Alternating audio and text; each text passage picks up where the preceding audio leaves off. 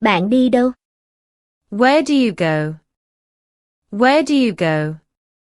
Where do you go? Bạn ăn ở đâu? Where do you eat?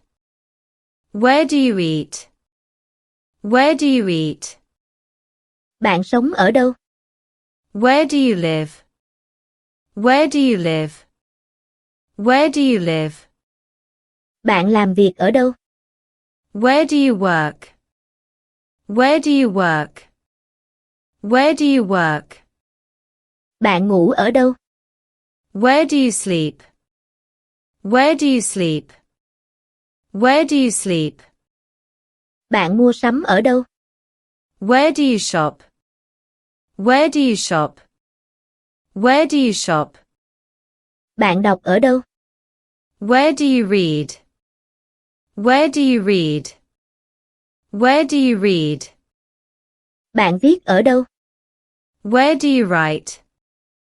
Where do you write? Where do you write? Bạn học ở đâu?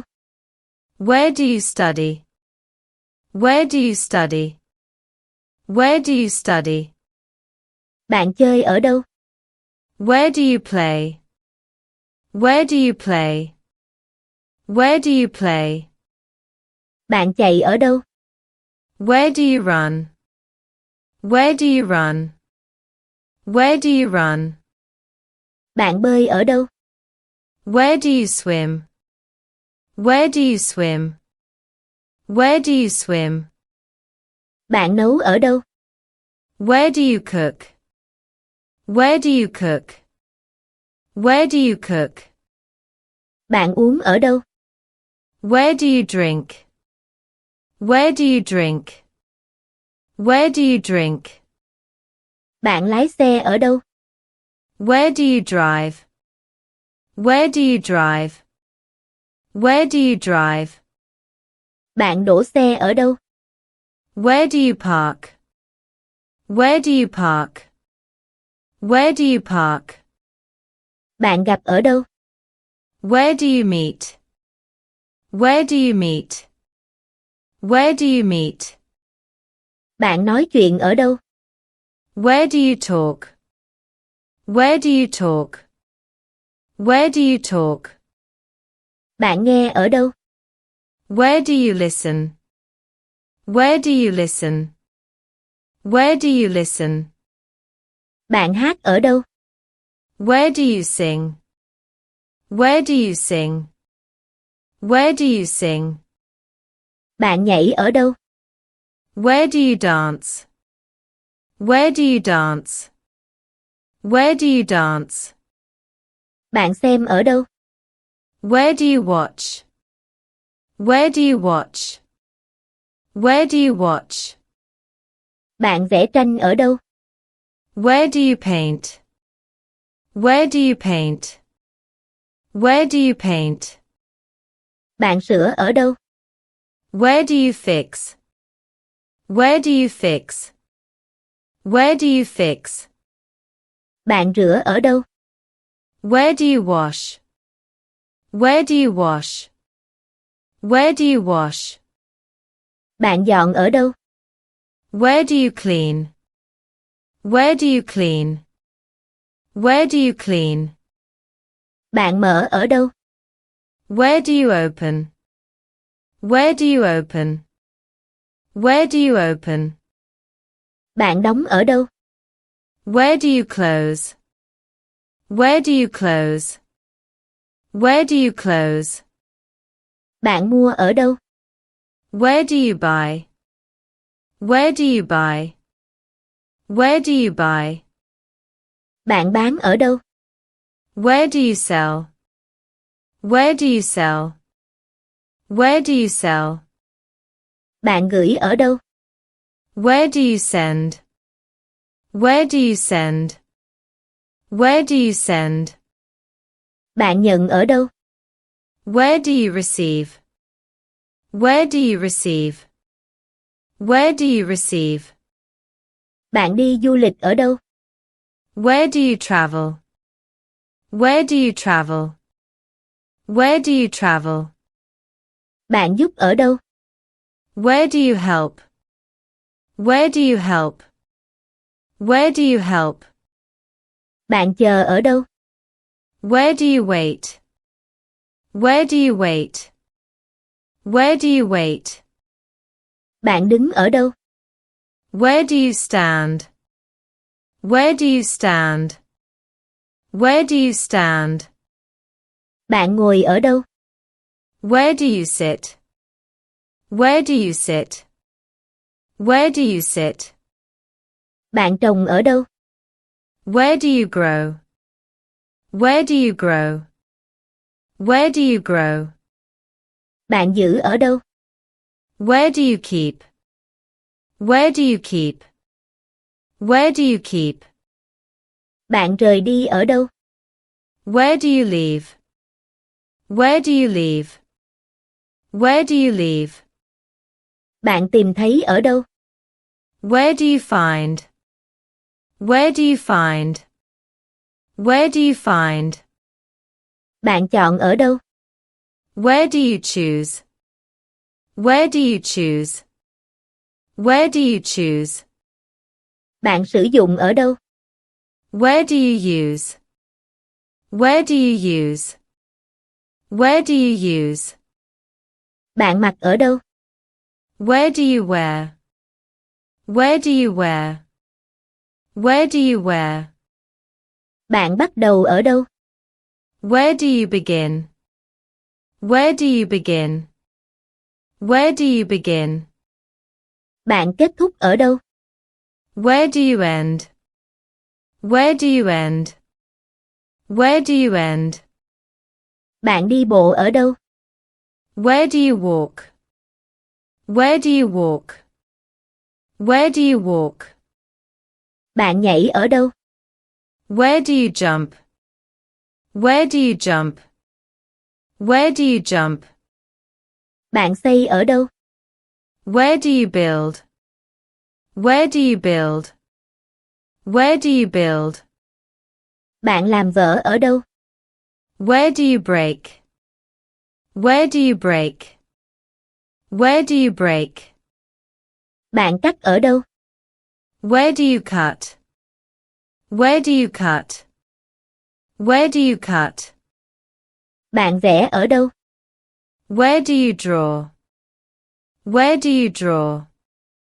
Where do you draw? Bạn bắt ở đâu? Where do you catch? Where do you catch? Where do you catch? Bạn ném ở đâu? Where do you throw? Where do you throw? Where do you throw? Bạn đẩy ở đâu? Where do you push? Where do you push? Where do you push? Bạn kéo ở đâu? Where do you pull? Where do you pull? Where do you pull? Bạn nghe thấy ở đâu? Where do you hear? Where do you hear? Where do you hear? Bạn ngửi ở đâu? Where do you smell? Where do you smell? Where do you smell? Bạn nếm ở đâu? Where do you taste? Where do you taste? Where do you taste? Bạn chạm ở đâu? Where do you touch? Where do you touch? Where do you touch? Bạn cảm thấy ở đâu? Where do you feel? Where do you feel? Where do you feel? Bạn yêu ở đâu? Where do you love?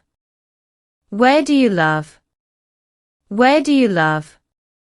Bạn ghét ở đâu? Where do you hate? Where do you hate? Where do you hate? Bạn nhớ ở đâu? Where do you remember? Where do you remember? Where do you remember? Bạn quên ở đâu? Where do you forget? Where do you forget? Where do you forget? Bạn học ở đâu? Where do you learn? Where do you learn? Where do you learn? Bạn dạy ở đâu? Where do you teach? Where do you teach? Where do you teach?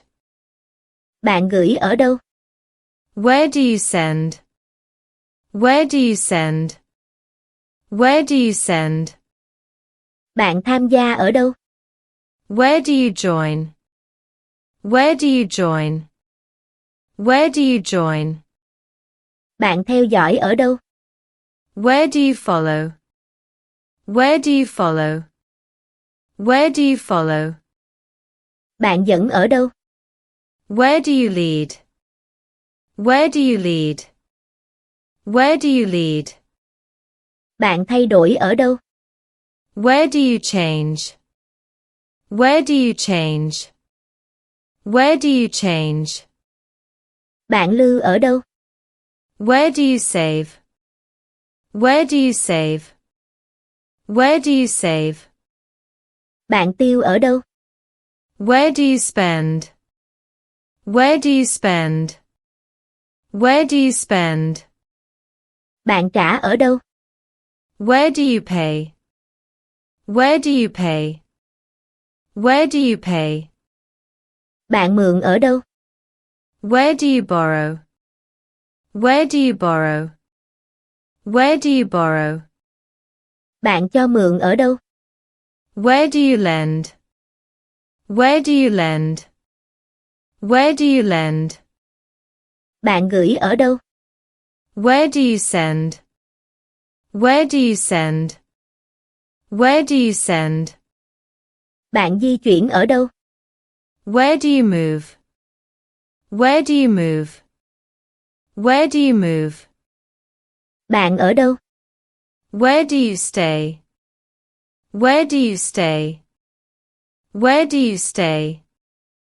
Bạn trốn ở đâu? Where do you hide? Where do you hide? Where do you hide? Bạn cho xem ở đâu? Where do you show? Where do you show? Where do you show? Bạn thăm ở đâu? Where do you visit? Where do you visit? Where do you visit? Bạn tận hưởng ở đâu? Where do you enjoy? Where do you enjoy? Where do you enjoy? Bạn hy vọng ở đâu? Where do you hope? Where do you hope? Where do you hope? Bạn quyết định ở đâu? Where do you decide? Where do you decide? Where do you decide? Bạn đồng ý ở đâu? Where do you agree? Where do you agree? Where do you agree? Bạn không đồng ý ở đâu? Where do you disagree? Where do you disagree? Where do you disagree? Bạn thử ở đâu? Where do you try? Where do you try? Where do you try? Bạn kiểm tra ở đâu? Where do you test? Where do you test? Where do you test? Bạn lập kế hoạch ở đâu? Where do you plan? Where do you plan? Where do you plan? Bạn chuẩn bị ở đâu? Where do you prepare? Where do you prepare? Where do you prepare? Bạn hoàn thành ở đâu? Where do you finish? Where do you finish? Where do you finish? Bạn bắt đầu ở đâu? Where do you start? Where do you start? Where do you start? Bạn thắng ở đâu? Where do you win? Where do you win? Where do you win? Bạn thua ở đâu? Where do you lose? Where do you lose? Where do you lose? Bạn gửi ở đâu? Where do you send? Where do you send? Where do you send? Bạn trả lời ở đâu? Where do you reply? Where do you reply? Where do you reply? Bạn hỏi ở đâu? Where do you ask? Where do you ask? Where do you ask? Bạn trả lời ở đâu? Where do you answer? Where do you answer? Where do you answer?